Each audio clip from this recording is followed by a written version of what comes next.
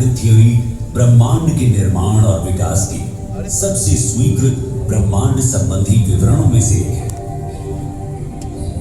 ये थियरी बताती है कि अंतरिक्ष और समय लगभग 13.787 बिलियन वर्ष पहले एक साथ मिल गए थे।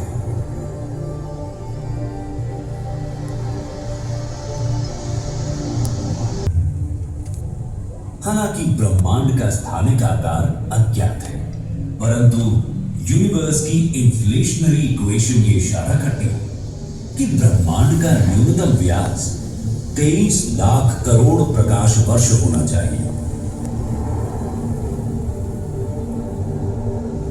अवलोकन योग्य ब्रह्मांड के आकार को मापना भी संभव है,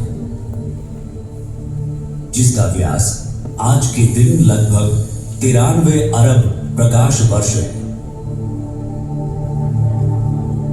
और हमारी बातों के बीच यानी इस क्षण वो लगातार बढ़ता जा रहा है।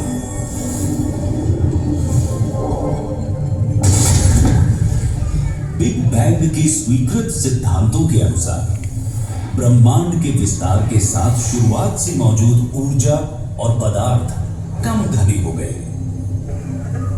एक शुरुआती त्वरित विस्तार अवधि के बाद, जिसे लगभग 10⁻32 सेकंड में इन्फ्लेशनरी इपॉक के नाम से जाना जाता है,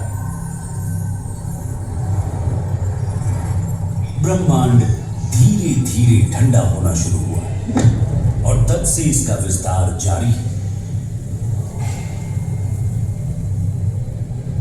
इसने पहले परमाणु उपकणों और सरल परमाणुओं को बनाने की अनुमति दी।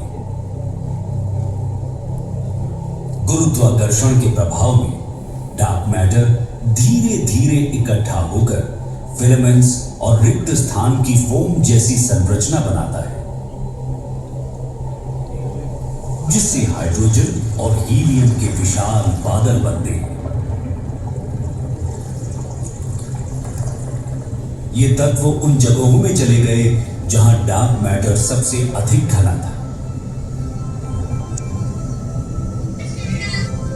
इस तरह पहली आकाश गंगाएं, सितारे और ब्रह्मांड में मौजूद हर चीज का निर्माण हुआ।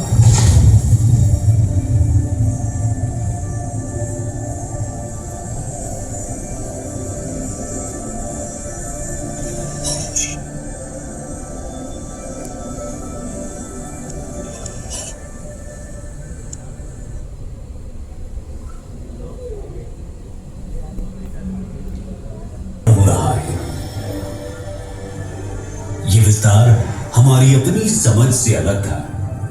अंतरिक्ष में वस्तुएं भौतिक रूप से नहीं हिलती, बल्कि समय को परिभाषा देने वाला मैट्रिक ही बदल गया। ब्रह्मांड के लगातार बढ़ते आकार के कारण इलेक्ट्रोमैग्नेटिक रेडिएशन ब्रह्मांड के व्यवहार को प्रभावित कर रेडिएशन डोमिनेटेड अर्थात विकिरण प्रधान युग के अंत और पदार्थ प्रधान युग के प्रारंभ को चिन्हित किया। गुरुत्वाकर्षण से आकर्षित होकर पदार्थ ने बड़े गैस के बादल बनाए, जिनसे तारे और आकाश गंगाएं पैदा हुई। ब्रह्मांड में डार्क एनर्जी नामक एक रहस्यमय ऊर्जा भी मौजूद है, जिसका घनत्व अजीब तरह से समय के साथ नहीं बदलता। लगभग 9.8 अरब वर्षों के बाद ब्रह्मांड अंततः इतना विस्तारित हो गया था कि जिसके पदार्थ का घनत्व डार्क एनर्जी के घनत्व से कम हो गया। इससे वर्तमान में अंधकार ऊर्जा प्रधान युग की शुरुआत हुई। संयोग से डार्क एनर्जी के कारण ब्रह्मांड का विस्तार तेज हो रहा है।